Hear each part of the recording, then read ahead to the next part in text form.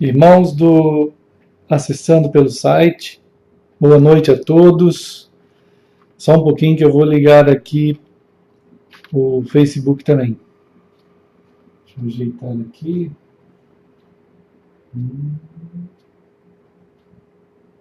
Assim. Ok, agora vamos ligar o Facebook. Vamos ver. Deixa eu ver se o som está tudo certo. Alô? Tá certo.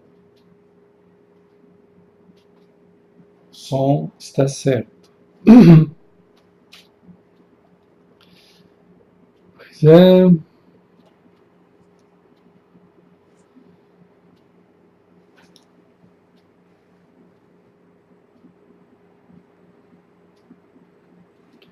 Vamos ver aqui uma coisa. Certo. Estamos aqui no ar. Estamos nas transmissões, né? Estamos viajando nessas janelas tecnológicas mais uma vez, nessas cartas vivas. Cartas preciosíssimas, né, irmãos? Que o Senhor tem nos permitido escrever com as nossas vidas. Então, estamos saudando todos os amados irmãos, irmã Rosilei, Gemima, Nancy, que está aqui também, entrando ali. Boa noite, queridos irmãos. Boa noite a vocês, no nome do Senhor Jesus Cristo, né? No nome dele que nossas vidas existem, Mãe Damara também. Estamos aqui pedindo ao Senhor que nos abençoe, que nos fortaleça no meio de nossas jornadas, mas conscientes da perfeita jornada do Senhor que nos chamou a estar nele, né, por meio dele, por meio de Cristo, que isso é possível, né? Olá, amados irmãos, e para ele, para o Senhor, né, como nos revela a palavra. Somos imensamente, vamos dizer, fortalecidos, agraciados pelo Senhor, por Ele nos amar tanto no seu amor, né, no amor dele, que é Cristo, que é a pessoa dele. Nos amar tanto que nos fala absolutamente tudo. O Senhor nos fala tudo. Ele nos revela tudo. E entendemos que o tudo também é Cristo. Né, amados irmãos? Eu vos tenho amado, diz o Senhor, e o seu amor é nele totalmente. Né? Nos tem amado totalmente nele mesmo. Nós somos muito gratos ao Senhor por nos revelar essa dimensão do seu amor, né? Essa dimensão toda do amor de Deus, do todo amor, do todo Deus, no Deus de Deus, que é Jesus, né? No Deus de Deus, que é Jesus. Os irmãos podem agradecer, nós podemos levantar mãos santas aos céus, ao Senhor, porque de fato Ele nos mostrou tudo dele. Deus não foi se escondendo assim aos poucos, ficando em algum lugar obscuro. Ainda que toda a sua revelação perfeita esteja em Cristo, jamais ele ocultou Cristo de nós.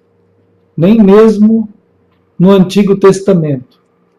Cristo é revelado desde antes da fundação do mundo, né, irmãos queridos?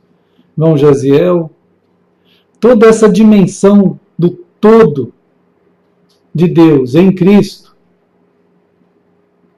e que Ele é tudo, de fato tudo, né? Tudo em todos, então nós somos alcançados absolutamente pelo todo de Deus. Essa revelação é tão densa e tão preciosa que não deveria, vamos dizer assim, sobrar nada na mente do ser humano para dividir o todo de Deus com algumas sugestões extra Deus, assim, fora de Deus. E isso é vital, né, amados irmãos? É vital para que todo o caminhar ele aconteça dentro do propósito de Deus, que somente em Cristo pode ser realizado. Quando o Senhor chama o seu povo a Ele, está revelando o todo. O todo. Não tem nada mais para ser revelado. Tudo está revelado em Deus, na sua palavra. O todo de Deus. Então, a escatologia, vamos chamar assim, a escatologia da revelação, ela é perfeita. Está plenamente iniciada, desenvolvida e acabada em Deus. Então, quando o Senhor fala, Ele já está revelando a escatologia da sua fala, né? Que é Ele mesmo. Então, o Senhor nos chama a jamais desviarmos os nossos olhos dele. Então, não tem sentido nenhum o desvio, como aconteceu a não ser pelo pecado, né? A não ser que é o pecado. Não é que tem sentido o pecado, mas o pecado é a única forma de desvio que tem, né? O pecar, o errar, né? O desenvolver algum tipo de raciocínio fora de Deus, fora de Cristo, a construção da existência fora de Deus em qualquer aspecto, é o pecado sendo desenvolvido. É vamos dizer assim, a construção de alternativas são as heresias, as malignidades, enfim, tudo isso que se desenrola a partir de um desmantelamento, né, irmãos? Irmão Israel, querido irmão, né, todos os amados que saudamos, estamos pensando aqui nesse começo da preciosa revelação do Senhor, por ser quem Ele é, o atraente amor de Deus, que com amor eterno eu te atraí, diz a palavra, com amor eterno eu te amei, com amor eterno eu te atraí. Então, todo esse amor do Senhor que está e é Ele mesmo, é uma revelação do todo. Quer dizer, tudo que temos que viver, tudo que temos que ver e olhar e dar significado à nossa existência, está na relação direta e na ligação absoluta com o Senhor, né? Não cabe nenhum tipo de alternativa. Não cabe uma alternativa edêmica na cabeça, não deveria caber, né, na cabeça de Adão, de Eva, nenhum tipo de alternativa satânica. Não deveria caber, mas coube.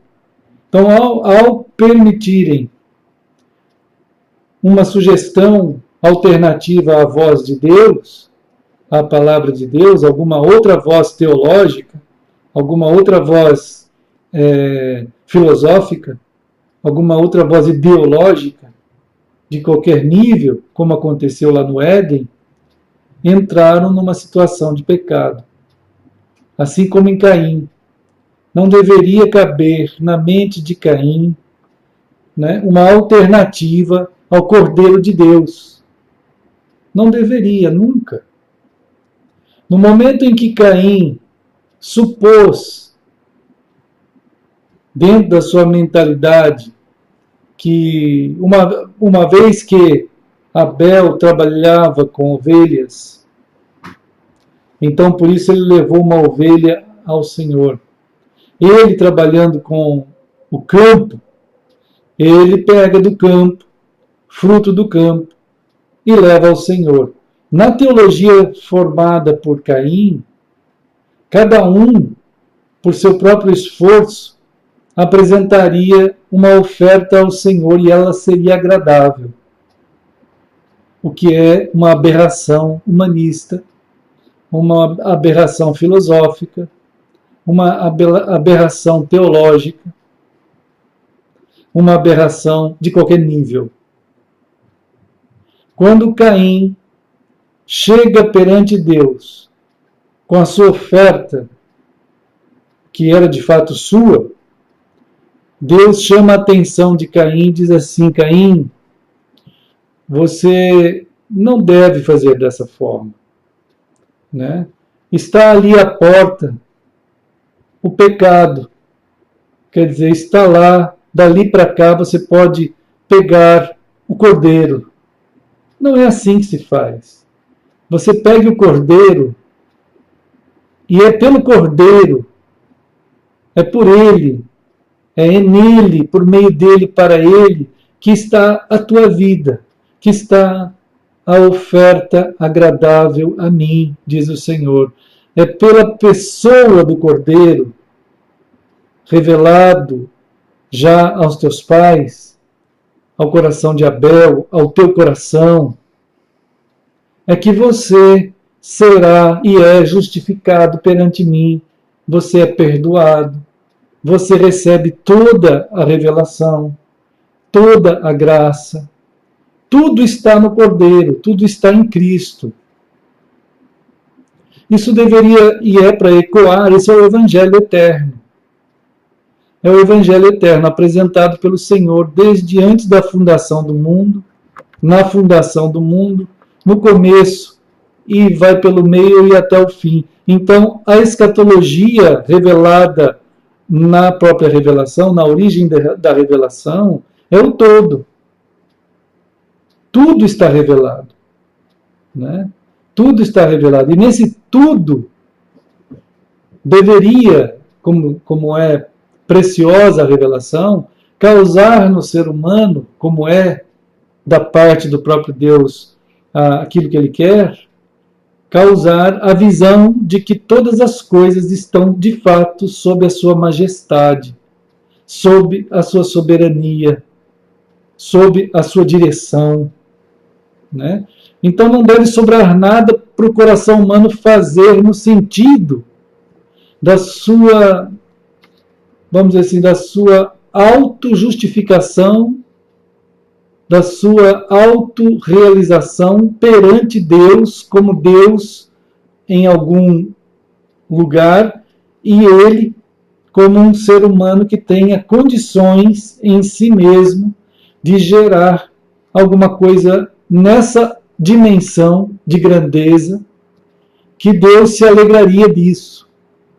O que Deus se alegra é dele mesmo, é da pessoa de Jesus. O próprio Deus diz assim, lá no batismo de Jesus: esse é o meu filho amado, que me dá muita alegria. Lá na transfiguração, né? Então a gente tem o batismo referindo-se à vida que está em Cristo, à redenção que está em Cristo, à obra da salvação que está em Cristo, né? A expressão dessa manifestação da obra de Deus em Cristo, e depois lá na transfiguração, que é a apresentação da cruz, que é o cumprimento de toda a ação de Deus que se refere à morte do Cordeiro, ao Cordeiro morto. A transfiguração o assunto no Monte da Transfiguração, o assunto entre Moisés, Elias e Jesus é exatamente a redenção. A obra da oferta do corpo e do sangue de Cristo, lá na cruz. Então ali se trata da revelação da obra da redenção, que é operada desde antes da fundação do mundo, né? E ela é manifesta nos últimos dias. No último dia ela é manifesta.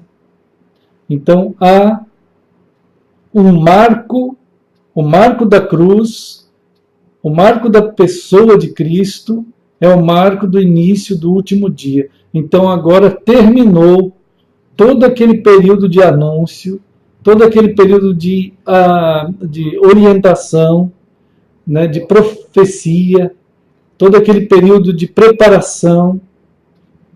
E então, quando o povo de Israel acaba, né, quando o povo de Israel termina, não existe, não deve, a maior honra, irmãos, a maior honra para Israel é acabar em Cristo. É terminar em Cristo, né? Quando o povo hebreu e depois o povo judeu, ele recebe a notificação do próprio Deus, né, de que ele, como povo, ele tem um propósito de estar anunciando o dia de Cristo, que é o último dia que deve surgir na terra, o último dia que é o dia de Cristo. Quando esse povo vem anunciando através dos séculos esse último dia, esse é o seu propósito, essa é a sua finalidade, essa é a sua origem, esse é o seu significado, anunciar Cristo, o último dia inaugurado. Quando o Novo Testamento, quando o Testamento eterno, o Novo Testamento que é o Testamento eterno, ele surge na terra, ele se expressa, ele toma forma, ele se faz carne, se faz pessoa. O eterno Deus se faz pessoa. Na pessoa de Cristo, termina toda a função de Israel, toda a função do povo hebreu. Essa hora é a maior honra, a maior glória. A glória do povo de Israel é Cristo. Sempre foi. Para aqueles que tiveram fé, e eles participam dessa glória em todo o período da sua existência. Eles serão honrados no dia do Senhor, esses que tiveram essa fé em percorrer o espaço, o tempo e a história, olhando absolutamente para o Kairós eterno. Né? O Kairós eterno é Jesus Cristo, irmãos. Então, toda a função do verdadeiro israelita, a função do verdadeiro judeu, é aquele que contemplou a Cristo desde sempre. Mas Caim não contemplou a Cristo. Mas muita gente dentro do povo hebreu não contemplou a Cristo. Muita gente dentro do povo judeu não contemplou a Cristo. Né? Contemplaram eles mesmos. E quando a pessoa contempla ele mesmo, quando Deus falou a Caim sobre Cristo, Caim fechou a sua carranca, né? Fechou o seu rosto se tornou deformado, ele ficou crispado de ódio, né? Aí Deus falou assim para Caim: Caim, o que está acontecendo contigo? Por que você está fazendo esse tipo de rosto? Vai ali, volta, deixa lá essas coisas aí que não significam nada. Então Deus, com aquele cuidado, com aquele amor, né? Com aquele cuidado, com aquele amor, ele vai trabalhando, orientando, falando com Caim, naquela alegria, naquele amor, naquela esperança. Verdadeira esperança é aquela que é baseada na voz de Deus, porque ela é a certeza de que se a pessoa se apegar àquela palavra, ele está ligado pela própria palavra e pela própria pessoa que falou a palavra. Está garantido na redenção daquela pessoa que fala aquela palavra. Né? Então Deus fala a palavra escatologicamente. Quer dizer, a palavra é escatológica, cuja finalidade é o próprio Deus. Mas nada nem ninguém. Nenhum tipo de religiosidade está contemplada na palavra de Deus. Nenhum tipo de religiosidade, nenhum tipo de filosofia, de ideologia e de teologia. Nada. Nada disso está contemplado na palavra, a não ser a relação escatológica cumprida na pessoa que ouve e se conjuga com aquele que falou. Mas Caim, ao ouvir aquela palavra, ele fechou a carranca, como normalmente acontece quando a gente fala para os... A gente vê Paulo falando, a gente vê o próprio povo, os profetas, né? Os profetas de Deus. Ô, irmão Jason, irmã Patrícia, Deus abençoe, irmã Patrícia, aniversário, graças a Deus, família de Deus. Pedro, oi Pedro, Esther também, turminha, estamos orando por essa conclusão aí da ponte, para que a gente possa estar juntos aí na tua casa logo, né? Mas estamos juntos no Senhor, compartilhando. Às vezes algumas coisas acontecem e nos impedem de estarmos assim, face a face, né? Mas há um cuidado do Senhor, né? Um cuidado do Senhor em nós. Estamos juntos. Irmãos amados, esse chamado que tão somente vem do Senhor e contempla e faz contemplar o próprio Senhor, né? É um chamado da purificação, é um chamado do sacrifício vivo, santo, eficaz, né? Que passa, percorre por todo o espaço-tempo e a história num revestimento de Cristo. Em Cristo, então. Né? Então Caim fechou a sua carranca. Os judeus fecharam a sua carranca. Os hebreus fecharam a sua carranca. Os cristãos fecham a carranca também. Quer dizer, às vezes não ficam com aquela cara brava, revolta. Né? Então, ainda mais 2000 anos depois vamos dizer assim, desvio. 2000 anos, né? Vamos dizer... 1900 anos, 1850 anos de desvio de Cristo, né? Vamos dizer assim, de maior intensidade. Quando a gente tem ali a helenização do cristianismo, né, irmãos amados? É muito triste ver isso daí, os nossos irmãos sendo assediados, como Paulo fala, assim, quem vos fascinou? Quem vos fascinou, Gálatas? Quem fascinou, quer dizer, a palavra ali é... Quem enfeitiçou vocês? Quer dizer, alguma obra tão densa de sofisma? Alguma palavra? O que foi que obscureceu Cristo no coração de vocês? Vocês acabaram fascinados por aquilo que acabou. Todo o momento de Israel na terra, como nós estávamos falando agora há pouco, a glória era Cristo, sempre foi Cristo. Quando Cristo chegou, era o momento de todo o povo que estava existindo ali como Israel se converter na mesma hora, ir a Cristo, como João Batista falou. Eis o Cordeiro de Deus, que tira o pecado do mundo. Vão para Ele.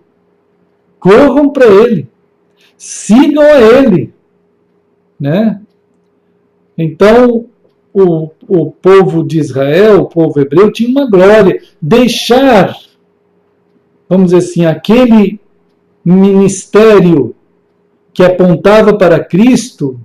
Irmãos, já pensou percorrer séculos e séculos e séculos anunciando que Cristo virá, que o Messias virá, anunciando, bem-aventurados aqueles que viram Cristo desde o início, como Abel, né? Vendo Cristo desde o início, foi lá e levou o cordeiro para o Senhor. Não porque ele trabalhava com cordeiro, irmãos. Abel, quando levou o cordeiro, ele estava levando por fé em Cristo. Coincidiu que ele trabalhava com cordeiros, né? Já o Caim, como falamos aqui, na interpretação dele, vamos dizer, na literalidade, né? naquela elaboração teológica humanista, né? Humanista de Caim, né? Como se vê aí nas teologias sistemáticas, é uma quantidade de teologias sistemáticas humanistas que a gente perde a conta, irmãos. Né? Porque todas elas contemplam as interpretações milhares, como denunciava Kierkegaard, né? A frase famosa de Kierkegaard, interpretações mil, né? 1000. Então, isso é um absurdo, né? Então, Caim elaborou uma teologia lá, que para ele era isso, quer dizer, se o Abel levou o fruto do seu trabalho, eu vou levar o fruto do meu trabalho e Deus tem que aceitar. Então as teologias é isso aí, as teologias é um sacrifício de Caim. As teologias são sacrifícios de Caim. As interpretações são sacrifícios de Caim. E as pessoas tentam escrevem os livros. Olha aqui quantos tem aqui. Né? Então a gente examina tudo isso aí. Examinei muita gente, viu, irmãos? Examina ainda. Muitos irmãos amados, irmãos queridos. Né? Erickson. Né? A gente tem aí, quem mais? Olha aqui, ó. Quantos ali? Michael Henry. Né? Olha só. Hodge. Wolfgang Pannenberg. Quem mais? Né? Strong. Enfim, irmãos, tem aquele Gruden. Presente. Pannenberg. Presente. Quem mais? Matt Wayne. Presente. Charles Rod. Presente. Vine. Presente. Uma quantidade imensa de teologias, de teólogos, né? Elaborações caínicas.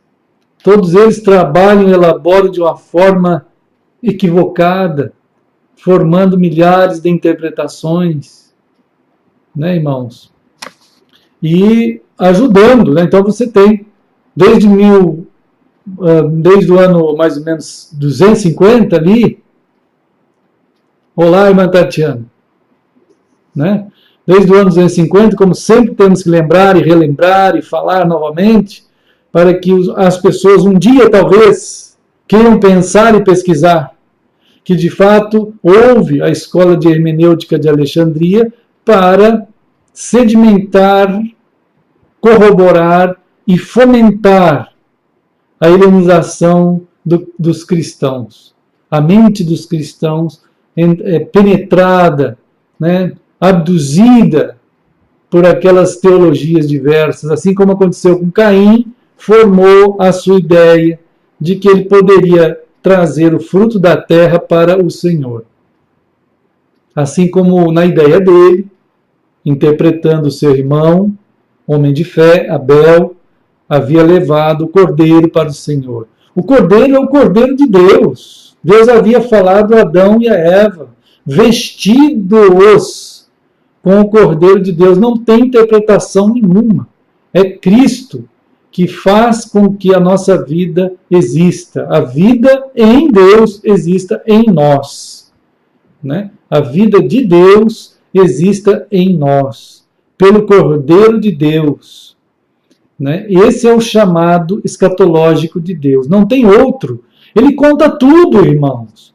Deus conta tudo, ele não esconde nada. Né? Aí o Caim fez aquilo ali. E fechou a carranca, quer dizer, a sua percepção ao ser tocada, né? Boa noite, irmã Vanderlúcia, Bernardo, né? Irmãos, nós somos chamados por Deus, que é tudo, né? É tudo Cristo, é tudo em todos. Então não deve nunca sobrar nada para nada mais. Né? Para o Caim sobrou, para o povo judeu sobrou o seu judaísmo. Eles passaram a amar todos aqueles aparatos e então houve uma divisão dentro do povo hebreu, houve uma divisão dentro do povo de Israel. Aqueles poucos, aqueles restantes, como diz Isaías, né? Quando o Senhor fala a Isaías que ele tem um restante, um remanescente fiel, que olha e vê Cristo o tempo inteiro. Então o povo hebreu, como também o povo cristão, deve olhar para Cristo. Olhar para Cristo não é construir um judaísmo, não é construir um sistema hebraico ou hebreu, né? Um sistema hebreu de teologia, né, irmãos? Não é construir um sistema humano de teologia ou denominacional, ou clerical, ou eclesiástico. Então a pessoa, como Caim, ele fecha sua carranca. Quando Deus disse assim, amado Caim, volta, Caim, volta, contempla o cordeiro que está à porta.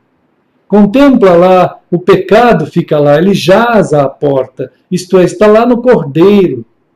É lá que o pecado jaz. Você pegue o cordeiro e traga para mim. Quer dizer, nossa caminhada até o Senhor, nossa caminhada é provida pelo próprio Senhor, pelo Cordeiro de Deus, que é Cristo. Né? Então, essa formação de Deus, essa informação, essa revelação do Senhor, é o todo que tem, amados irmãos. É o todo que há. Se nós nos desviarmos disso, como aconteceu com Caim, quando Deus mesmo corrigiu Caim, quando Deus mesmo falando ao Caim, volta, deixa isso que você trouxe lá, o cordeiro está disponível, pegue, vista-se do cordeiro, venha até aqui. O Caim saiu com aquela raiva contida, e o próximo passo do Caim foi matar o seu irmão. Todos nós sabemos, né, dessa desgraça. E o povo hebreu, de fato, matou os profetas todos, como temos falado sempre aqui. Né? E é claro que os cristãos continuam também nessa confusão, anulando-se a si mesmo e, em muitas ocasiões na história, matando também os próprios irmãos em nome das suas teologias. De fato, essa é a história que está aí. Né? Mas o Senhor continua chamando, né? E a grande glória dos hebreus, dos judeus, naquele momento em que, finalmente, irmãos, que maravilhoso que é, aqueles que conseguiram, pela graça do Senhor, olhar para Cristo em cada momento, e finalmente, quando Cristo chegou, como aconteceu com João Batista, ele é a figura perfeita do que tinha que acontecer em todo o povo hebreu. Todo o povo hebreu está sendo chamado a perceber João Batista como profeta de Deus. Né? Nós vimos outro dia aqui, né, no texto de Malaquias, né, irmãos? Nós vimos aqui, vamos lembrar,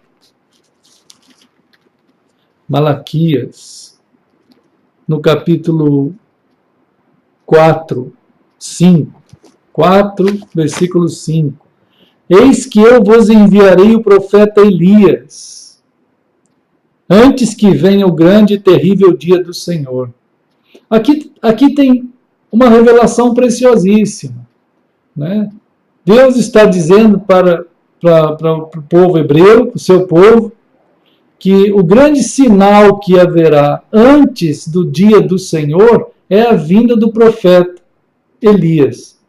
Né? E que Jesus chama Elias, esse profeta Elias, que veio, chama João de profeta Elias. Né? Então Jesus, lá em Mateus, nós vimos também, né? Lá em Mateus 11, Jesus está dizendo que o profeta Elias já veio, e que é João Batista, Mateus 11. Né? E que antes do dia do Senhor, quer dizer, antes do dia último desse mundo, nós teremos a presença de João Batista, né? Como aquele que dá fim a um período inteiro, ele termina e ao mesmo tempo conjuga.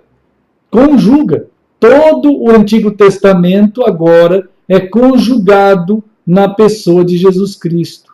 Quando João Batista diz: eis o Cordeiro de Deus que tira o pecado do mundo. Né? É evidente que quando João Batista começa a expressar a sua palavra, que nós vamos, pela misericórdia do Senhor, ver mais disso aqui, nos expor a essa revelação, nós vamos ver aquilo que aconteceu com Caim. Né?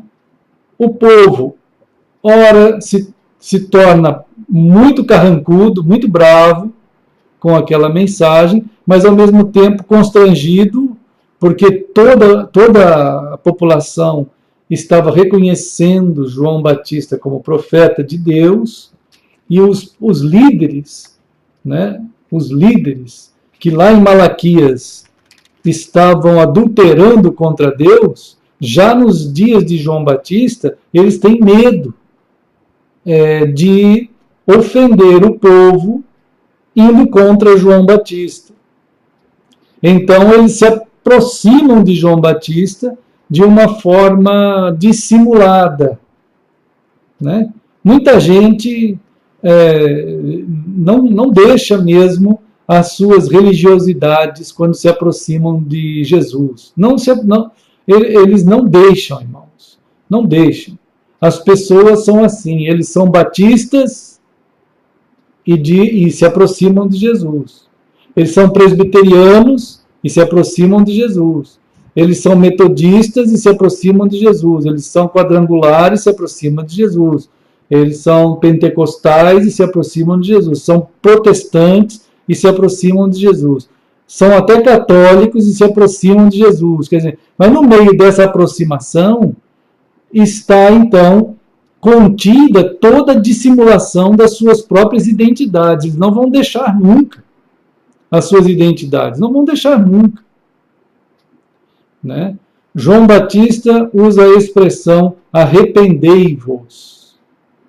Né? Arrependei-vos. Ele está sendo chamado por Deus de aquele que prepara o caminho do Senhor.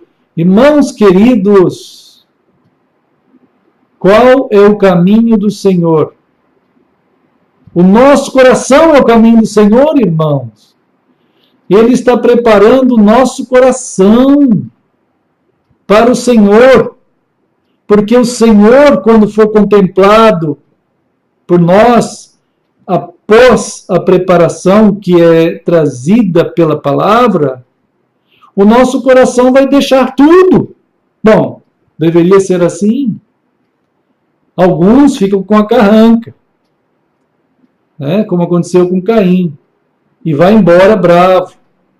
Né, porque quando Jesus chama, ele chama escatologicamente, irmãos. Escatologicamente. Jesus chama no sentido do todo. Ele não chama para você continuar sendo batista, continuar sendo metodista, continuar sendo presbiteriano, continuar sendo quadrangular, continuar sendo crente nesse sentido das religiões aí, continuar sendo pentecostal, continuar sendo católico. Jesus chama para ele e acabou. Não sobra nada para ninguém. Muito menos continuar sendo de Israel. Isso aí é que não fica mesmo, né, irmãos?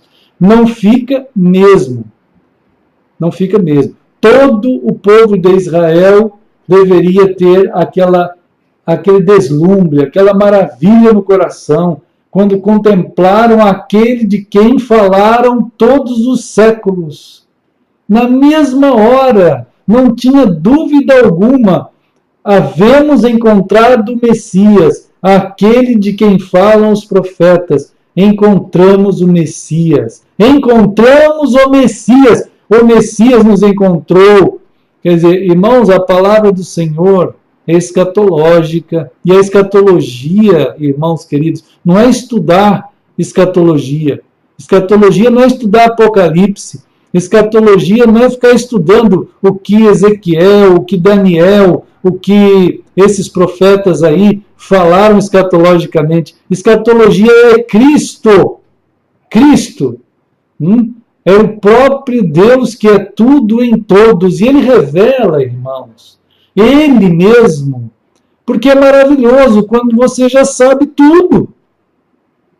O problema é que a maioria dos judeus, quanto a maioria dos cristãos, quando leem a Bíblia, eles só leem a Bíblia mesmo.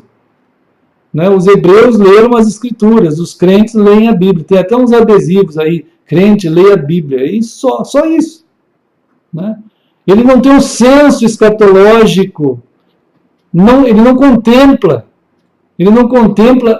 a escatologia pura, que é você deixar tudo e ir vestido do Cordeiro de Deus no tempo chamado Kairos, quer dizer, no Kairos eterno que é Cristo.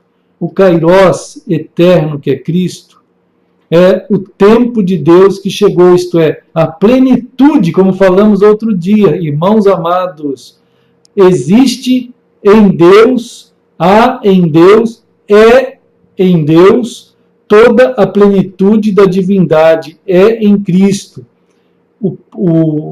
Toda a história, como falamos, o tempo, o espaço e a história, passado, presente e futuro, o Senhor alcança com a sua palavra a nossa pessoa de uma tal maneira, quando Ele alcança de fato, oi, irmã Sheila, a paz, sim. Quando o Senhor nos alcança verdadeiramente, irmãos, o nosso passado, ele tem uma escatologia agora. Isto é, o nosso passado, ou todo o passado, é Cristo. Todo o presente é Cristo. E todo o futuro é Cristo. Porque Cristo é tudo em todos, diz a própria palavra do Senhor. Então, uma vez, isso se chama na Escritura de Kairos. Né? Kairos. Jesus, a irmã Lúcia, né? Jesus disse assim, eu estou admirado de vocês, que vocês conseguem identificar o passado, o que é presente, o que é futuro, o que é inverno, verão, outono, primavera, essas coisas todas. Né?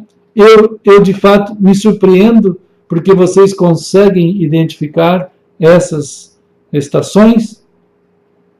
E eu quero dizer a vocês que não passará essa geração até que tudo isso se cumpra. Não passará essa geração, isto é, o Kairos de Deus está presente nesta geração. Aquela geração viu o Kairos de Deus chegar, a plenitude. Irmãos, a plenitude da divindade fez acontecer a plenitude do tempo. Então, todo o tempo, passado, presente e futuro, como falamos outro dia, é extremamente importante que esteja no coração do homem e do homem de Deus, então, da pessoa de Deus. Isso é fundamental, amados irmãos. Senão nós vamos ser seduzidos e enganados por quaisquer teologias cronológicas temporais, finitas, geradas pelos teólogos dentro do tempo, que ficam arquitetando coisas maiores haverão de acontecer dentro do tempo. Então, há muitos crentes aí, irmãos, que já projetam na sua cabeça uma escatologia cronológica. Há muito crente que fica esperando alguma coisa maior que vai acontecer.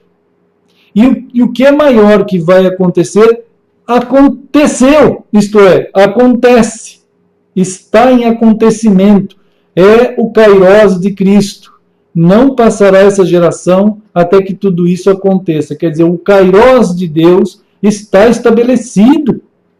Ele é a plenitude. Dentro do tempo não tem mais nada tão maior, tão grande. Dentro do tempo não tem. Fora do tempo, tem. Tem. É o próprio Senhor Jesus. E quando ele voltar, é o evento eterno, o evento fora do tempo, que vai fazer com que toque-se a trombeta e Jesus surja do céu, arrebatando os seus, iniciando o juízo final, e não há mais nada nesse meio, irmãos, porque ele é a plenitude, Cristo é a plenitude. Quem tem fé entre os crentes para olhar para Cristo com todo o coração e com todo o amor? Quem tem fé? É só pela fé, viu, irmãos? Porque se não tiver fé, se você não tiver fé, você vai olhar algum evento dentro da cronologia. Quantos crentes são enganados porque ficam imaginando que um dia Jesus vai vir para sentar em Jerusalém? Irmãos, isso é uma idolatria infernal, caínica. Caínica. Você gera algo dentro da teologia que não existe na revelação do Senhor. Mas ele insiste em criar um evento dentro de um Israel que nem existe mais. O Israel bíblico, o Israel gerado por Deus em Abraão, ele se consumou em Cristo. Cristo é a consumação de todo o Antigo Testamento, de tudo que havia de anúncio sobre Cristo, de tudo que estava contido em anunciar Jesus, está nele completo.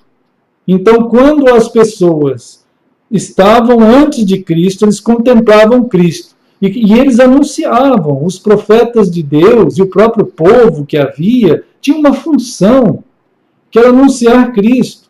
Nós, cristãos, também temos a mesma função. Nós temos que apontar para Cristo. Então, se você tivesse que fazer um desenho da coisa, vamos dizer assim, tem que fazer um desenho, então vamos tentar fazer um desenho. Você tem uma linha chamada espaço, tempo e história, e nesse espaço, tempo e história tem uma plenitude. A plenitude do tempo é Cristo. Cristo é a plenitude. Então, tudo que existe em passado, em presente, em futuro, está debaixo dessa plenitude. Plenitude. Né? Cristo. Então, todo mundo que viveu antes, que vive no presente e no futuro, só tem um acontecimento, vamos chamar assim, de relevância a nós olharmos. Cristo.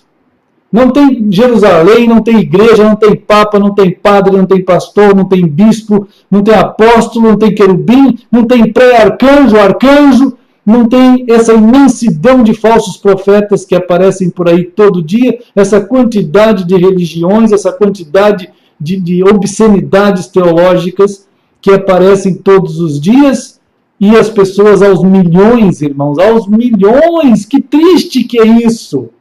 Às vezes as pessoas acham muito estranho quando João Batista chama aquele povo de raça de víboras.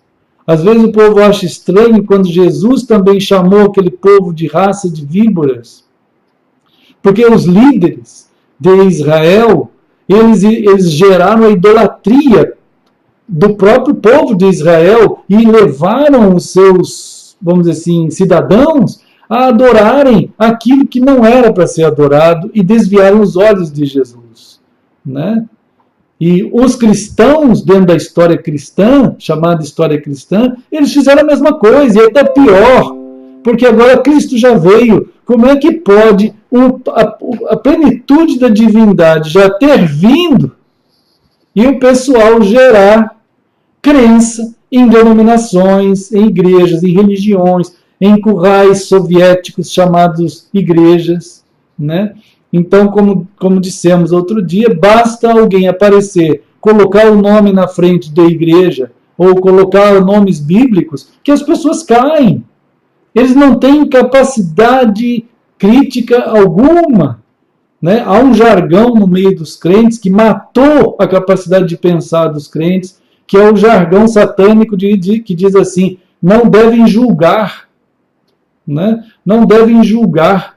Então, as pessoas, os crentes têm medo, até medo. Quando a gente vê assim, por exemplo, às vezes há encontros de pessoas que cada um fala uma heresia maior que a outra. E tem um crente verdadeiro ali, ele fala assim: pastor, eu não falei nada. Mas por que tu não falaste nada? Ah, eu não falei nada porque, primeiro, não adianta.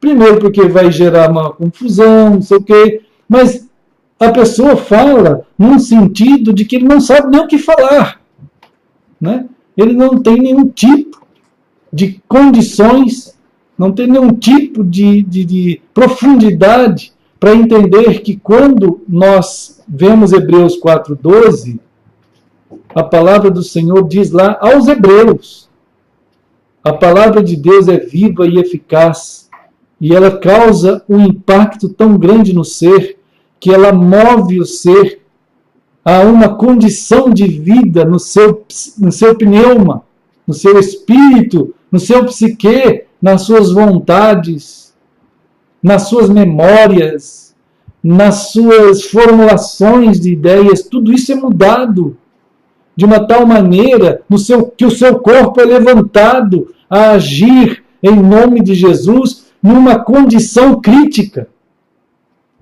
Os irmãos vão encontrar em Hebreus 4:12 a palavra discernimento. A palavra não pode ser essa para traduzir, porque essa palavra ela leva, vamos dizer assim, ela vai levar, conduzir a mente já grega, helênica, vamos dizer, misturada com o judaísmo, com tudo, e gerar um entendimento humanista dessa palavra, discernimento, que ela passa a ter uma conotação acadêmica, né? Então, em Hebreus 4:12, a pessoa diz que a palavra de Deus gera um conhecimento tal que você tem um discernimento. Mas isso é um absurdo, não é essa palavra. A palavra é kritikos. Kritikos, qualquer dicionário, irmãos, qualquer Bíblia grega, do grego koiné, do Novo Testamento, você vai pegar Hebreus 4:12 e você vai ler ali que ali está a palavra kritikos. Kritikos é uma palavra forte, que significa a capacidade que você tem de crítica, isto é, de observar e julgar retamente aquilo tudo que está acontecendo. Você vai ter a capacidade de juízo sobre tudo aquilo. O juízo já começa sobre nós. Já começa. Né? Já começa. O juízo já está sendo estabelecido sobre o povo de Deus. Imagina, então, sobre o povo não de Deus que vai chegar, né? Então, nós temos que ter a condição, Deus nos prepara pela sua palavra. Então, quando a palavra chegou de João Batista, ele prepara o caminho do Senhor. O caminho do Senhor é o coração humano. O Senhor quer alcançar o teu coração e o meu. Agora, toda a estrutura que foi montada pelos cristãos está equivocada, está errada. Os cristãos foram sendo assediados pela formação de redutos teológicos, de redutos religiosos, de redutos construídos imperiais, nos mesmos moldes de Roma, irmãos. É uma mistura de Roma, Jerusalém e Atenas. É uma mistura. Tem estudos na teologia aí que eles estudam exatamente isso, né? Roma, Jerusalém e Atenas. Só que isso foi feito dentro da cabeça dos cristãos, aglutinou tudo, fez uma miscelânea de Roma, Atenas e Jerusalém, grudou tudo ali, judaísmo, grudou helenismo e grudou as fórmulas, vamos dizer, as fórmulas civis de formação das paróquias romanas. Então, as paróquias romanas se transformaram em igrejas, vamos dizer, devidamente condicionadas, condicionando as massas em cada paróquia, cada uma delas com um nome bíblico para satisfazer a espiritualidade rasa dos irmãos amados que não sabem sequer discernir nada disso. Então eles se acomodam dentro dessas paróquias romanas, aprendendo uma miscelânea de teologia também romana, judaica e grega, né? Que transfere tudo para dentro do tempo e joga dentro da cronologia os acontecimentos, vamos dizer assim, os acontecimentos de grandiosidade escatológica. Irmãos, a escatologia é Cristo. É Cristo que já é revelado tudo nele. Agora tem que ter fé. Para olhar para Cristo, tem que ter fé, porque você vai olhar só para Cristo. Você vai levar a tua mente a pensar em Cristo, a ouvir o que a palavra de Deus diz, mas entendendo que o que a palavra de Deus diz é Cristo falando contigo para que você se conduza como corpo de Cristo, então. Corpo de Cristo. Até o dia de Cristo. E nós, então, de uma forma misteriosa, mas revelada, então, uma forma exuberantemente misteriosa, mas maravilhosamente revelada, em Cristo, ele formou esse corpo que caminha dentro, nesse kairós eterno, dentro daquilo que ainda é tempo. Mas o tempo agora está recebendo o impacto da revelação eterna, da plenitude de Cristo. Então os crentes não é para ficar sujeito ao tempo. O tempo é que tem que ser remido. Ô, irmãos, os irmãos lembram? Remindo o tempo. Remir o tempo, irmãos. Remir o tempo é isso, é mostrar ao tempo que já existe a plenitude. A plenitude que é Cristo. E que não tem mais nada tão maior que vá acontecer dentro do tempo. Não existe Jerusalém, não existe Atenas, não existe Roma, não existe, como é aquela cidade lá, lá na Suíça, não existe Viena, não existe, enfim, todos esses lugares do protestantismo, não existe nada a não ser Cristo. É evidente que tem que ter fé, porque isso não é algo visível, porque se fosse visível, não era de Deus. O que é de Deus é Cristo, ele é a revelação plena, ele é o todo. Cristo é tudo em todos. Mas para você ver isso, tem que ter fé. E de fato, Deus espera, vamos chamar assim, dizer, espera, né? Que os seus filhos tenham esta fé. Que vivam nessa dignidade, nesse revestimento de Cristo. Desde Adão e Eva.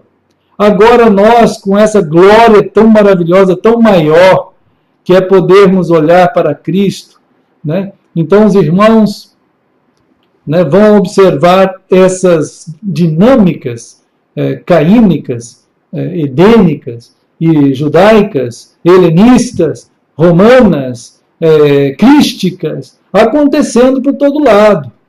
Chamar um cristão ao arrependimento, a voltar ao primeiro amor, é uma das tarefas apocalípticas. Das primeiras tarefas apocalípticas, irmãos. Das primeiras mensagens da profecia de Jesus a João, é o chamado aos seus para que voltem a ele mesmo.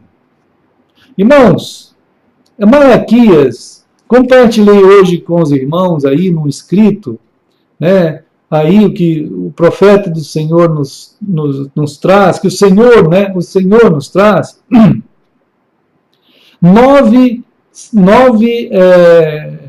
nove argumentos de Deus na sentença de Deus.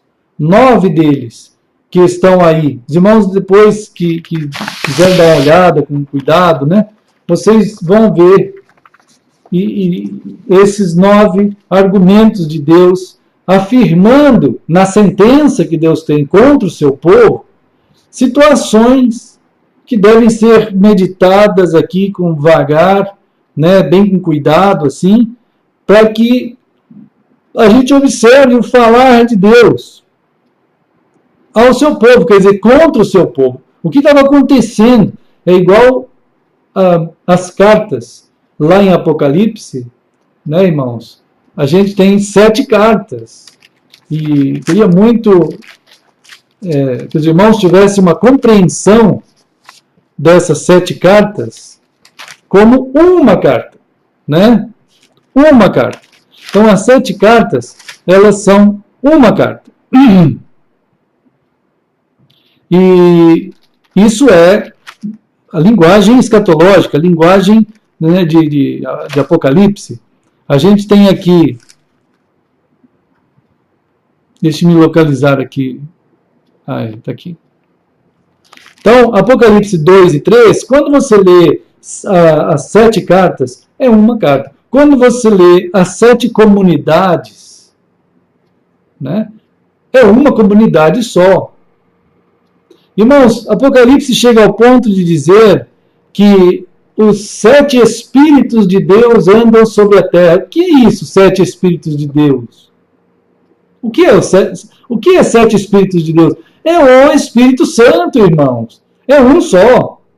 Só que é uma forma de Jesus dizer, usando o 7, que o Espírito Santo de Deus perfeitamente anda sobre toda a terra fazendo a sua obra. É um Espírito só, não tem 7 Espíritos. Mas é o helênico, o grego, ele quando vê número, ele não consegue pensar no símbolo do número. Ele não consegue pensar no significado da forma de Jesus falar. Porque Jesus não falava com a filosofia grega, ele falava com a filosofia do céu, irmão. Dele mesmo. Dele mesmo. Eu sei que tem estudiosos que dizem assim, Jesus sofreu influência dos gregos, por isso ele era um filósofo grego. Tem que vomitar, irmãos, numa coisa dessa. Tem que vomitar. Jesus é Deus. E quando ele usa a expressão 7 Espíritos de Deus, é o perfeito, é a forma de Jesus dizer. É muito conhecida essa forma entre os discípulos, os apóstolos, entre os hebreus, a questão do 7, no significado de um. Então, 7 cartas, uma carta. 7 comunidades, uma comunidade. Quer dizer, todo o povo de Deus é chamado à atenção naqueles itens que Jesus está se referindo em Apocalipse 2 e 3, que é um item comum e que atinge todo o povo em todo o mundo. E que o povo tinha que ter, o povo de Deus tem que ter temor para ouvir o que Jesus tem a dizer e voltar ao primeiro amor. A gente tem falado juntos sobre isso esses dias, né, irmãos? Que maravilhoso é, irmãos, nós nos arrependermos. Irmãos, nós nos arrependemos, nós deixamos tudo. Irmãos, nós deixamos tudo por causa de Cristo. Ele que nos chamou, Ele que nos impactou. 33 anos servindo a Deus. Sim, servindo a Deus, Deus sabe. Mas estava lá, amarrado, preso, dentro de denominações. Até que o Senhor, com aquele amor só Ele tem, vai falando, vai mostrando. E a gente vai vendo assim, como diz o ditado popular, vai caindo a ficha, né? É o Espírito Santo que vai mostrando, meu filho, olha só, meu filho, o que existe é Cristo, né? Isso não existe. Várias pessoas perguntaram assim, pastor, o senhor, qual que é a tua denominação, ou qual que é a tua religião? Não tem isso, irmãos, né? Ou perguntavam também, algum mal fez a denominação batista para o senhor? Nunca fizeram mal, irmãos, nada, não tem nada disso. Sim, houveram aquelas perseguições, houveram aquelas expulsões, porque a gente só lia a Bíblia, só estudava a Bíblia, só batizava a gente. Então o pessoal achava ruim, conta de água alta, não tinha lazer, não tinha social. O pessoal reclamava muito porque a gente não fazia social, a gente só fazia... Irmãos, chegaram a ligar aqui em casa, para ver se na nossa igreja tinha muro de escalada. Irmãos, o pessoal ia mudar aqui para Florianópolis e eles queriam uma igreja que tivesse muro de escalada. Irmãos, eu falei, pedi licença um pouquinho no telefone, falei, vou vomitar, espera um pouco. Irmãos, não é possível, não acredito. Mas o pessoal é assim, pergunta se a tua igreja tem escolinha para criança, se tem muro de escalada, se tem acampamento para levar o pessoal no fim de semana, se tem, sei lá, um monte de coisa, né? Então, o sistema montado ao longo de 19 séculos destruiu a mente dos cristãos, eles não conseguem sequer ter a condição de se levantar, como Atos 17, 11 diz, que aquela eugenia, né, a nobreza, eugenia, eles eram mais nobres, quer dizer, tinha uma eugenia. Dentro deles havia uma genética nobre, uma genética de peso, que era aquele gene de Cristo, que dava a eles, né, aquela condição tal dentro deles, que eles examinavam todas as coisas, eles julgavam todas as coisas, para ver se tudo era de acordo com a palavra do Senhor. Isso daí acontecia lá com os irmãos em Bereia. E não acontecia em Tessalônica. E não acontece hoje em quase lugar algum do meio cristão. E quando eles ouvem isso assim, que Jesus está chamando eles a deixar tudo, evidente, né, irmãos? É evidente que não cabe programas denominacionais, não cabem metas de igreja, não cabem cargos. Quantas vezes eu elegi cargos no final do ano, irmãos? Até que caiu no meu coração aquela pergunta assim, mas onde que está na Bíblia? Eleger gente no fim do ano? Onde que está na Bíblia? Apocalipse, Mateus, Marcos 45, 28, Marcos 45, 28, elegei cargos no fim do ano. Irmãos, isso não existe, irmãos. Mas eu não pensava. A minha cabeça tinha sido alcançada por um fenômeno sofismático que me impedia de pensar. Até que aquela vez, a partir do ano 2000, pelo Espírito do Senhor, irmãos vieram lá do Southeastern Seminary, nos Estados Unidos, e nós começamos ali aqueles estudos, que no caso foram usados pelo Espírito Santo, para dar uma espremida na minha mente, a tal ponto que a gente foi direto para a Escritura, e foi ali que a gente teve o despertamento do Senhor, né? E assim aconteceu com vocês, igual, vocês, amados, Israel, Lúcia, Sheila, né? Todos os irmãos aí, em tantos lugares, Daniel, Edson, né? Os irmãos Danilo, né? Minha filha querida Priscila, meu filho André, Letícia, minha esposa Nancy, meu filho Felipe aqui, né? O Jason, a Patrícia, o Sandro, como Paulo fala, quem mais nomearei? Eu fico nomeando, eu corro o risco de ser injusto, porque eu vou esquecer um monte de irmãos amados que o Espírito Santo amorosamente mostrou o primeiro amor, o tudo que é Cristo. E quando a gente vê o tudo que é Cristo, a gente vê que é Cristo mesmo. Então não tem mais jeito de ficar em nada. Mas você tem que ficar no tudo, né? Então, Malaquias, né, irmãos? Eu queria que os irmãos pudessem, no coração, orar e pensar sobre os argumentos do Senhor lá em Malaquias. Eu mandei para os irmãos aí, dentro da nossa, né, limitação, mas ao mesmo tempo orando e expondo, para que todos nós, orando, vamos ver assim, várias vezes o povo de Israel, diante da palavra de Deus. Irmãos amados, isso é muito triste mesmo. Às vezes o pessoal fala assim, o senhor gosta de falar mal dos crentes. Não estou falando mal de crente nenhum. Nós estamos falando da palavra de Deus, nós estamos falando do mal que entrou no coração dos crentes.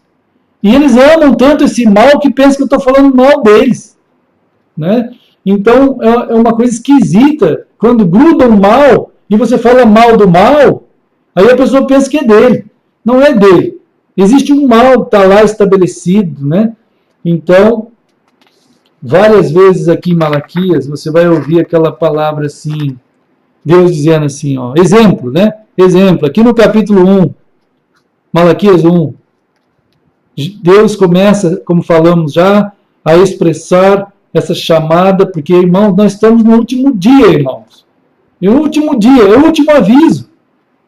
O último aviso, para que a gente viva a vida que Cristo tem para a gente viver nessa forma que... Aí o pessoal pergunta assim, mas pastor, como que nós vamos viver a vida?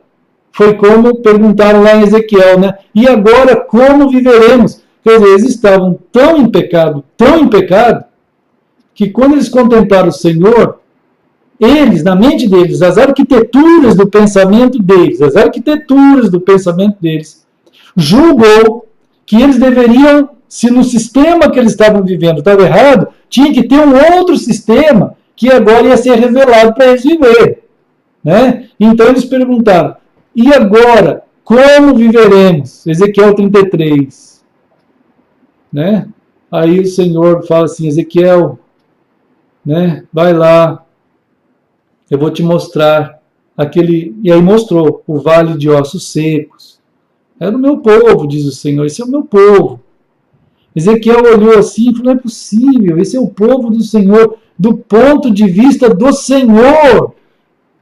Do ponto de vista do povo, era um povo assim, formado, estruturado.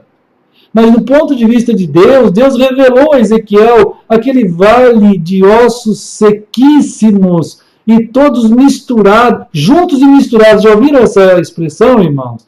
Juntos e misturados. Isso é uma expressão satânica, irmãos. Juntos e misturados. Essa expressão é igual à expressão... como que é? Unidade na diversidade.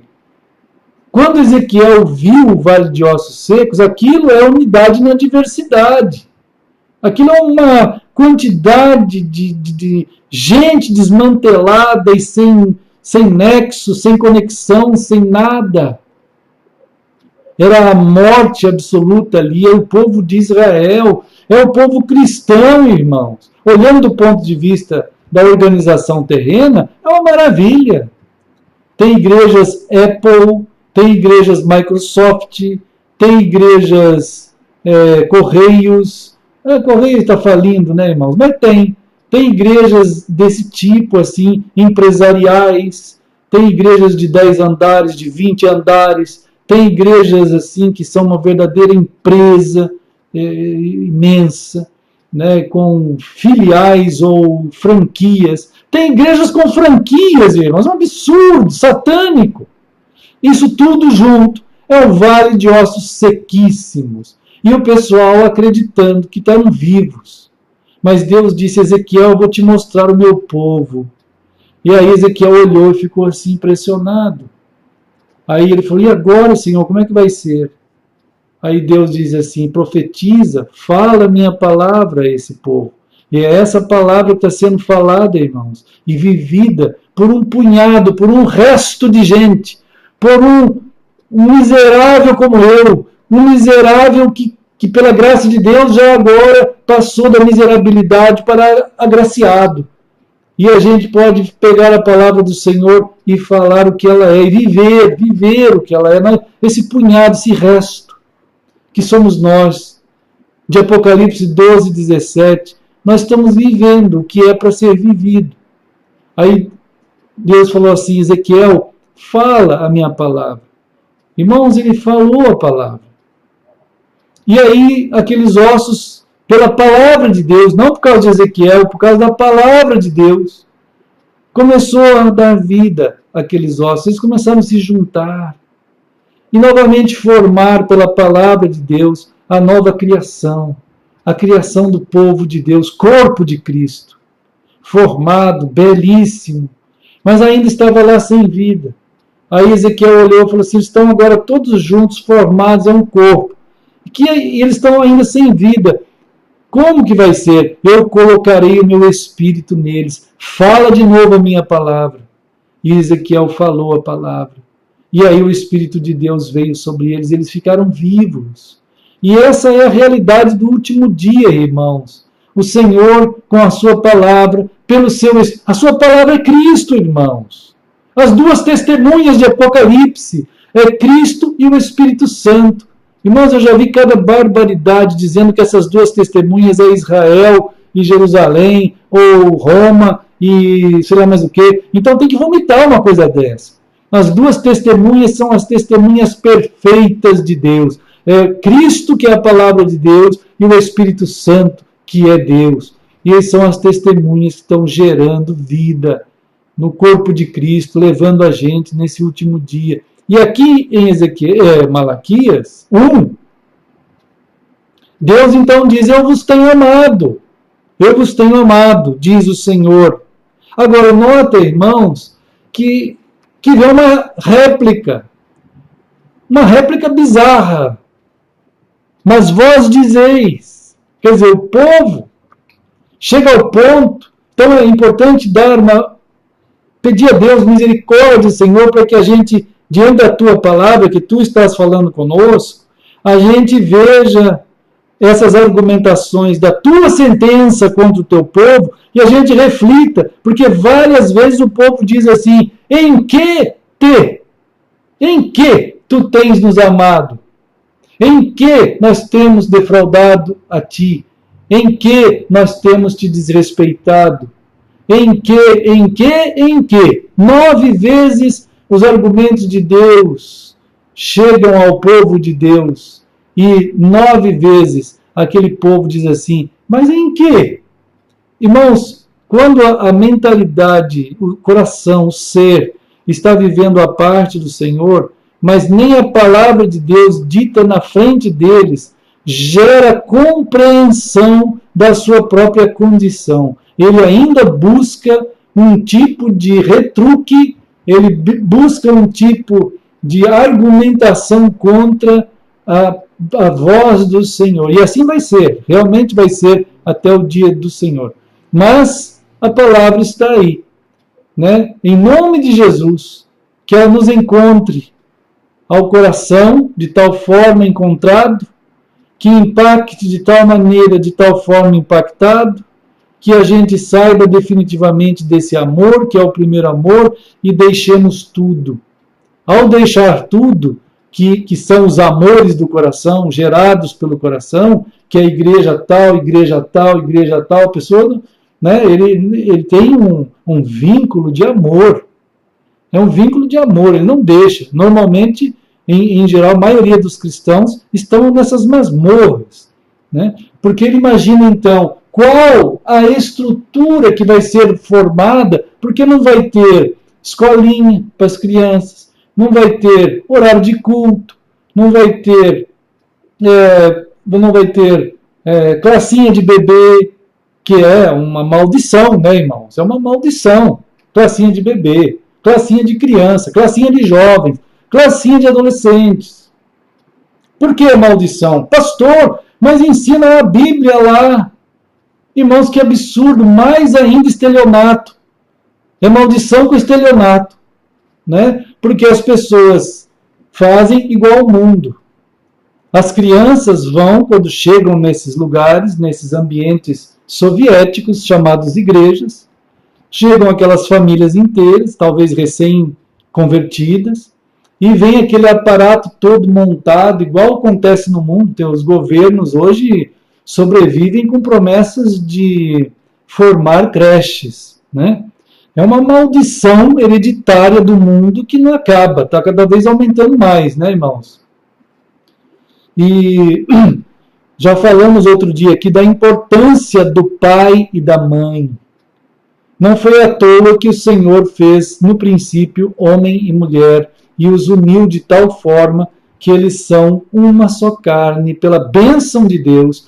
E ali, então, eles ouvem ao Senhor e eles vão gerar vidas em nome de Deus, em nome do Senhor. Gerando vidas, eles têm a sua própria vida neles e a bênção de Deus ali.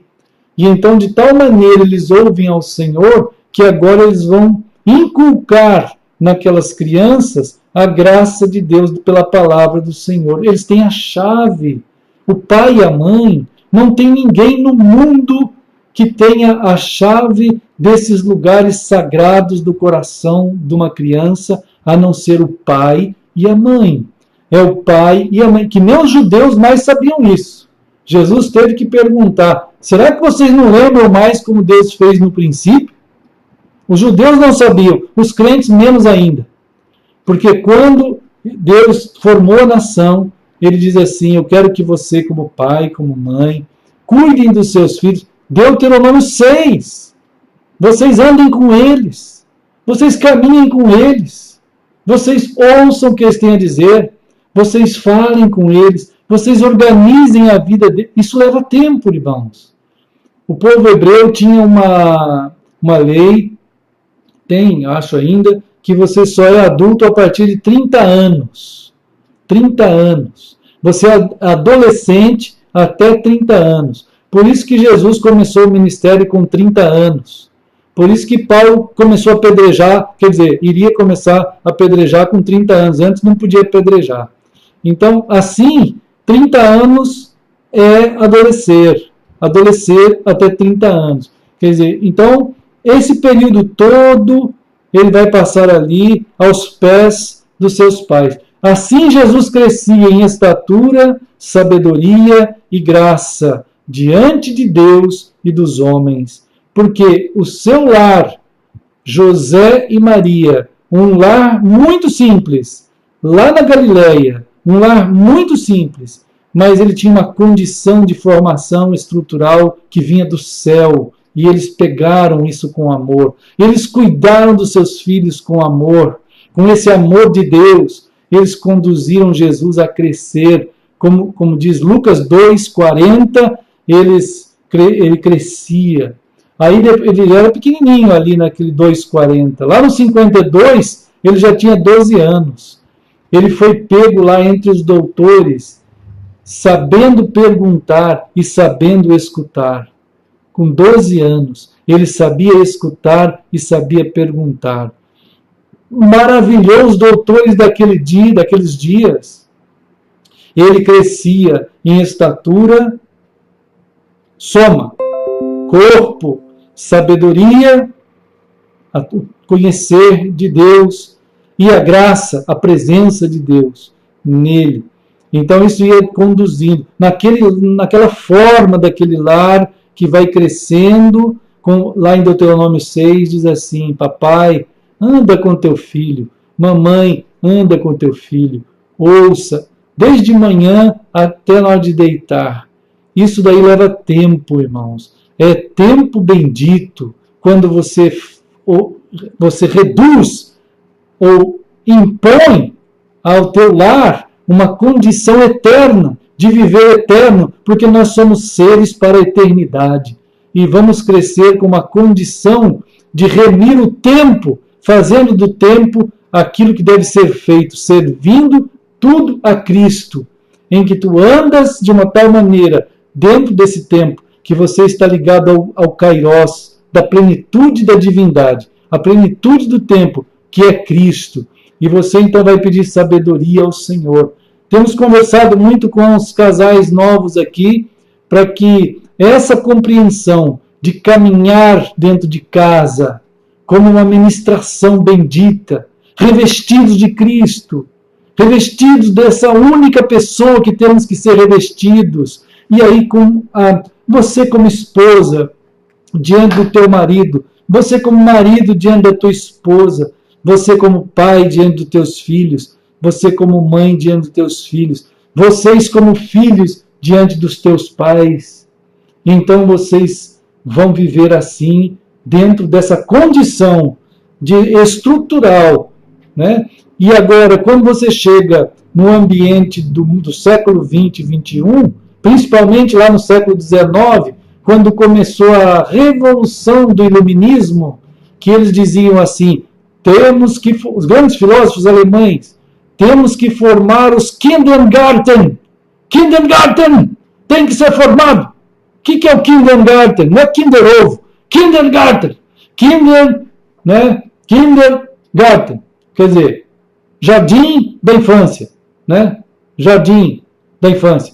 Então, quer dizer, os jardins da infância é um produto de uma obra caínica, maligna, satânica, para arrebanhar as crianças, tirá-las de seus lares e levá-las para esses centros de concentração, esses campos de concentração de crianças. Aí elas vão lá para dentro, lá elas ficam, de manhã até a noite. E eles acreditavam, lá no século XIX, que isso sendo feito, o século XX seria o século das luzes, em que não haveria mal mais nenhum, porque a educação é tudo, como diz a Globo, né, irmãos? A Globo diz assim, educação é tudo, pim, pim. Então, pegando a filosofia dos Kindergarten, eles começaram a preparar esses ambientes em que as crianças eram tiradas das casas, e aí começou o processo todo dentro do mundo comunista, do mundo soviético, do mundo socialista. Né? O mundo socialista, a maior pregação socialista que tem é acabar com as famílias. As famílias não sabem de nenhuma maneira educar e conduzir seus filhos. Só que não é assim que eles falam.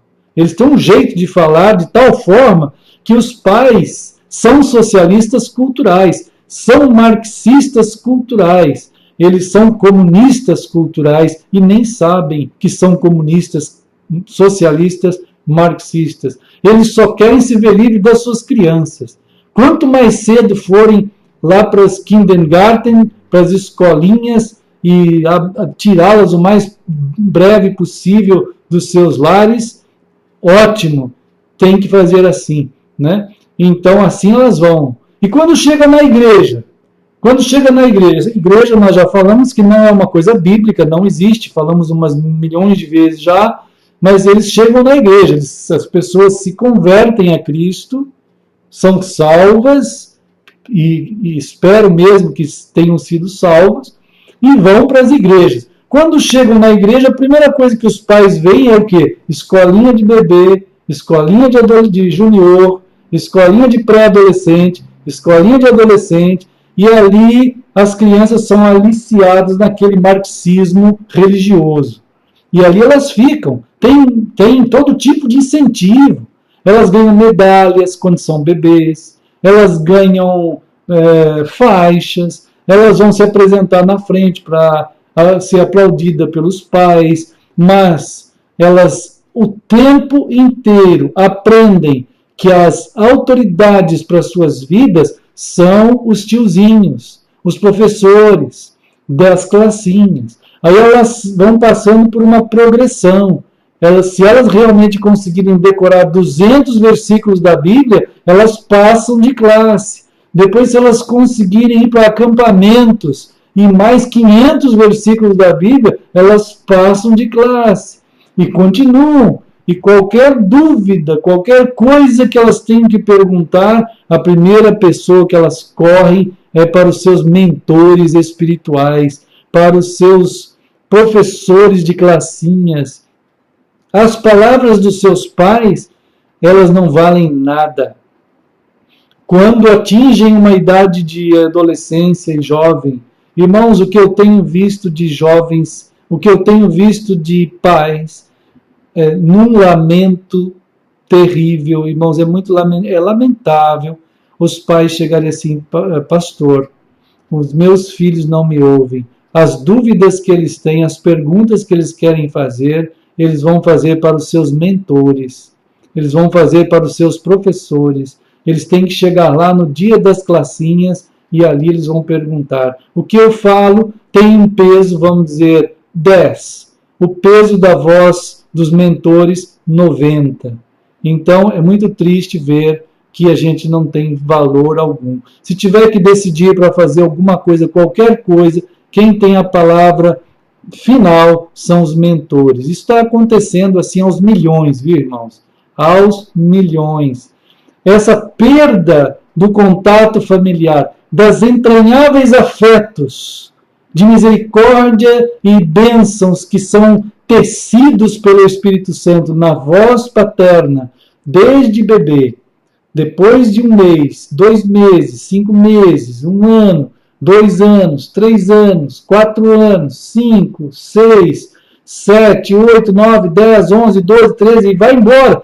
Irmãos, esses entranháveis afetos que em cada momento têm a sua forma e a sua estrutura, e os pais são os santos de Deus separados para cuidar dessas vidas para a eternidade, né? Então, essas expressões, né, de construção, essa construção é que Deus tem para nós. Ele não tem uma estrutura formada pelo homem, não. Ele tem a estrutura formada por Ele, para que a gente viva. E somos, então, o corpo de Cristo, que nos aconchegamos em Cristo e nos achegamos num vínculo de amor que o Espírito Santo nos une. E as pessoas olham para isso e dizem assim, mas isso não tem ordem nenhuma, não tem templo, não tem modelo, não tem estrutura, não tem nada. Olhando com os olhos, não vai ver mesmo nada. Só vai ver um pai, uma mãe e seus filhos. E um povo que se reúne de um jeito que parece uma bagunça. Porque olha o irmão Israel lá em Luxemburgo, olha a irmã Tatiana na cidade dela, olha o meu filho em São Paulo, olha a Lúcia lá em Minas, olha uns irmã Sheila no Rio. Isso é uma bagunça no ponto de vista humano. Mas no ponto de vista do corpo de Cristo, irmãos, esse é o corpo de Cristo, formado pelo único cabeça, que é Ele, e que ouvimos de todo o coração. Então, Malaquias apresenta todos esses 9, o Senhor apresenta todos esses 9 argumentos, e em cada um deles o povo diz assim, em que nós erramos contra ti. Hoje talvez possa ecoar a mesma coisa. Quando converso com alunos, ex-alunos, vamos dizer, ex-colegas daqueles ministérios denominacionais, eles falam, mas como pode estar errado isso? Né? Então, é terrível. São as mesmas contra-argumentações a Deus que a gente encontra em Malaquias. Irmãos, quero celebrar com vocês a ceia do Senhor. Nós precisamos juntos lembrar sempre, querer que o nosso coração sempre esteja focado, né, fixo, firmado. Vamos dizer assim, eu quero comandar que a minha mente continue pensando em Cristo, amando a Cristo, olhando para Ele, e que a sua palavra me leia, a palavra do Senhor me leia. Não é eu que vou ler a Bíblia, não, irmãos. Eu não quero ler a Bíblia. Eu quero que a palavra de Deus faça uma leitura minha, todo dia, cada momento. E que o Senhor me ensine e que me modele conforme a sua palavra, assim como aos irmãos. O alimento seja o próprio Senhor Jesus para o corpo de Cristo. Né? E se assim é para os amados irmãos, e assim creio que é mesmo, porque tem essas palavras do Senhor encontram no coração dos irmãos o coração aberto, amplo, amável, né? Que a Ele honram, que a Ele querem muito de todo o coração, né? Que a gente possa celebrar o Senhor, porque realmente vai continuar nos chamando, vai continuar nos conduzindo, vai continuar sendo o cabeça da nossa vida, o nosso maravilhoso alimento, como corpo e sangue, né, amados? E assim, nós então somos agraciados juntos, aqui diante dos homens, que só o Espírito Santo aponta isso para quem Ele quiser, e diante de Deus, irmãos, diante dos anjos, diante de Deus, nós juntos, como corpo de Cristo na terra, irmãos amados, nós juntos celebramos como o Senhor Jesus nos disse para fazer, que de fato Ele é o corpo para nosso corpo, o sangue para o nosso sangue, a vida da nossa vida, o único a quem amamos e servimos, né? Então, como Jesus ensinou, vamos comer, amados irmãos.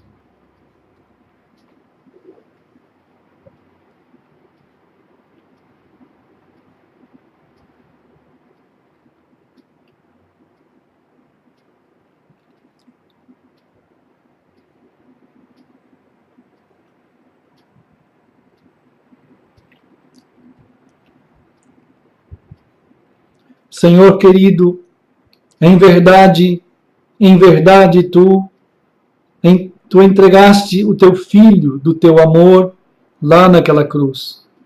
E nós celebramos juntos, todo o teu povo, Senhor, todos os restantes. Celebramos que o Senhor formou um só corpo no mundo, Senhor. Não há uma divisão sequer. E assim nós celebramos esse corpo único. E celebramos que o Senhor é o alimento para nós, agora e eternamente. Em nome de Jesus. Amém. Irmãos amados, Jesus pegou o cálice e disse para todos eles, e para nós, que é no sangue dele que está a nossa vida, é a doação da sua vida, a doação do seu sangue. Né? E ele diz assim, eu quero que vocês saibam que cada vez que vocês tomarem, que vocês comerem e tomarem, vocês estarão anunciando, vocês são meus profetas, o meu corpo é o meu profeta, que anuncia a morte do Senhor e a vinda do Senhor, até que ele venha. E anunciam também, antecipadamente, nessa comunhão que temos, irmãos, nós anunciamos assim, uma antecipação do céu, porque nós de fato estamos juntos diante do Senhor. Assim nós estaremos naquele dia, já antecipado agora no Kairós eterno. Glorificamos o Senhor, que é a plenitude da divindade. Então, como o Senhor nos ensinou, nós vamos fazer.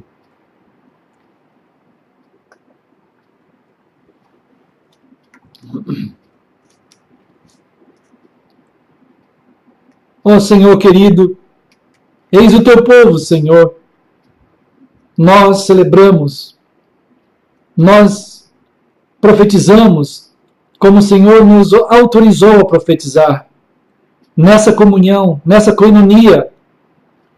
Tanto aquilo que tu fizeste, Senhor, lá naquela cruz, a consumação do ato desde antes da fundação do mundo, revelado no último dia, nós profetizamos como profetas do Senhor. Também, Senhor, o dia da tua vinda, Senhor. O próximo evento glorioso, Senhor, é o dia da tua vinda. Nós juntos, estamos juntos anunciando que é isso que esperamos. Senhor, está anunciado pelo teu povo, como o Senhor nos autorizou a fazer. E nós profetizamos, Senhor, a hora que nós vamos estar lá no céu, sentados juntos uns dos outros, mas perante a tua face, bebendo o vinho novo que és tu, Senhor. Assim nós fizemos, querido Senhor, em nome de Jesus. Amém. Oh, preciosos irmãos, fiquem firmes. Vamos firmes. Continuando e seguindo no Senhor, né? Qualquer coisa, a gente vai compartilhando, vamos nos falando, como corpo de Cristo, como família de Deus, né? Como noiva do Senhor. Qualquer coisa, né? Podem entrar em contato. Vocês já sabem, tem aqui, como diz lá o pessoal da aviação, vocês já sabem, mas não custa lembrar, né? Ali tem aqui tem o telefone, né? Então, ó, 48, né? 991527007. Quem está vendo aqui pelo site, acha estranho eu ficar falando assim tudo, mas é que o pessoal do Facebook está vendo tudo ao contrário, então eu tenho que falar, né? Então tá aqui, ó. Viu, irmãos? Querem entrar em contato? São bem-vindos, né? É uma bênção. Orem por nós, peço que nos guardem sempre assim, no carinho, no amor das orações. Orem pelo trabalho da tradução da Bíblia, que eu chamo de versão ATA, vocês já sabem, né? No sentido daquela tradução fiel ao texto mesmo, por isso eu chamo ATA, Antiga Tradução Antioquia, né? Que é a escola de hermenêutica de Antioquia. A outra escola que primava pela inerrância da Bíblia, pela impossibilidade de interpretação, pelo texto como ele é. Isso não foi perdido, claro que não, né? Mas foi suplantado pela escola de Alexandria, mas jamais esquecido, deixado. E hoje o Senhor tem nos relembrado, chamado a essa mesma tradução, nesse mesmo sentido, né? Peço que orem por nós. O trabalho é árduo, extenso e maravilhoso. E junto com todos os irmãos, nós somos a última etapa da hermenêutica da tradução, viu, irmãos? Nós somos a última etapa da hermenêutica da tradução, que de fato é o caminho escatológico da palavra do Senhor, que é a passagem da palavra para dentro de nós e levando nós a fazermos exatamente o que está na palavra, que é o encontro com o Senhor da palavra, que é Ele mesmo, né? Peço aos irmãos que lembrem de nós nesse trabalho e nas ofertas também, né, que nós não temos outra forma desses recursos, mas orem para que essas ofertas sejam absolutamente amorosas no nome de Jesus, né? Deus abençoe. E tem um lugar lá no site da Eclesia Nascente de Cristo que tem uma página onde tem lá informação como enviar essa oferta para o servo do Senhor, naquele que trabalha em nome de Jesus. Deus abençoe, irmãos queridos. Vamos ficar firmes em nome do Senhor. Uma grande bênção ter estado com todos os amados mais um pouquinho.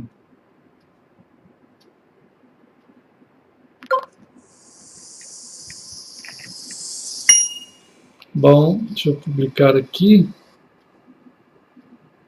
Então tá. Irmãos amados do site, já consegui desligar aqui. Deixa eu ver. E agora, né, irmãos, fiquem firmes também no Senhor. Deus abençoe vocês. Muito grato, muito obrigado mesmo no Senhor. Obrigado, sim, no bom sentido, né? De agradecer, obrigado em Cristo. Obrigado na bênção de ter estado com vocês que acessam pelo site. Eu sei que tem os irmãos lá da Europa, né, que acessam, de Dublin, que andaram viajando, nós vimos vocês, oramos, e agora estão em casa. Deus abençoe os irmãos em outros países também, lá nos Estados Unidos, lá da Califórnia, ali, e outros países que acessam, os irmãos aqui do Brasil, em vários estados também, eu vejo ali algumas cidades. Chega nesse começo de mês, a gente tem que marcar tudo de novo, porque o pessoal lá do site, eles apagam tudo, aí zera tudo e começa tudo de novo, né? Mas agradeço demais. Deus abençoe, amados irmãos. Fiquem no Senhor, na graça do Senhor. Qualquer coisa a gente vai se falando em nome de Jesus.